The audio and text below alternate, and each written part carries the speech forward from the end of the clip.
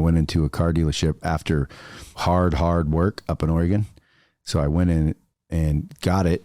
And next thing you know, man, I'm getting to wear a suit, wear cologne. They gave me a free car. What I remember in the book. I couldn't believe it. So my first month, I think I did like 8,000. This was back in the day. That was pretty good. Well, I was only 17 and I had told a few people I was only 17. And so they tell the GM that, hey, Brad's not 18. So I get called into the office and he sits down. Brad, how old are you? And I said, why? And he says, how old are you? And I said, well, almost 18. And he said, how many cars you got out right now? And I said, 16. This was like on the 10th of the month.